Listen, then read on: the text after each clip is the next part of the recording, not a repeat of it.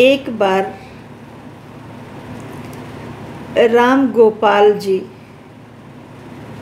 पत्नी के देहावसान के बाद अकेले गांव में न रह पाने के कारण अपने पुत्र मयंक के साथ शहर आ गए। बड़े ही अच्छे बेटे और बहुएं थीं उनकी, बहुत ध्यान रखते थे सारे ही बच्चे। बड़ा बेटा मयंक और उसकी पत्नी तो खास तौर से। जब तक मयंक ऑफिस से घर नहीं आता, पिताजी बरामदे में बैठे रहते। जब वो आता तो अपनी चमकती हुई आँखों से वो उसके हाथों को देखते और पुनः सिर झुका करके अपने कमरे में चले जाते। उनकी रोज़ की दिनचर्या थी कि जब तक बेटा घर नहीं आता था वो सोते नहीं थे। प्रायः सबके माता पिता ऐसे ही होते हैं। मयंक सोचता, पिताजी मेरे हाथों की तरफ क्या देखते हैं।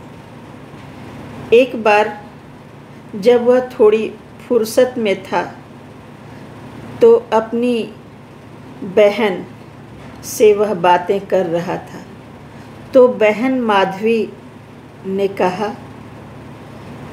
कि भाई, जब हम छोटे छोटे थे, पिताजी ऑफिस से आते थे, हम लोग कैसे दौड़ करके उनके हाथों में जो खाने पीने का सामान होता था, कभी टॉफ़ी, कभी मिठाइयाँ, कभी खिलौने, वो हमारे लिए रोज़ लाते थे, कभी लाना नहीं भूलते थे। कैसे हम लोग दौड़ के, छोटे छोटे थे तो उनके पाँव से लिपट जाते थे और वो दुलार से सामान हम लोगों को पकड़ाते और गोद में लेकर घर आते थे।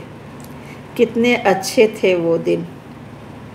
मयंक को तुरंत बचपन याद आ जाता है अपना, और वो सोचता है कि हम लोग पिताजी के ऑफिस से आने का कितना इंतज़ार करते थे और सोचते थे कि आज पिताजी हमारे लिए क्या लाएंगे।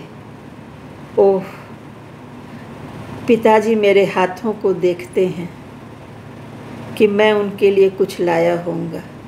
कैसे ये इतनी बड़ी बात इस जीवन की आपाधापी में, व्यस्त दिनचर्या में मैं भूल गया।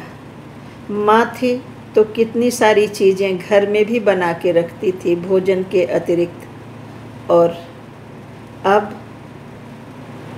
पत्नी के पास तो मेरे समय इतना है नहीं और न ही उसकी इच्छा। कैसे मैं इतनी बड़ी बात भूल गया। मयंक का चेहरा आंसुओं से भीग गया और उसने यह कसम खाई कि आज के बाद वो ध्यान रखेगा पिताजी की छोटी छोटी इच्छाओं का।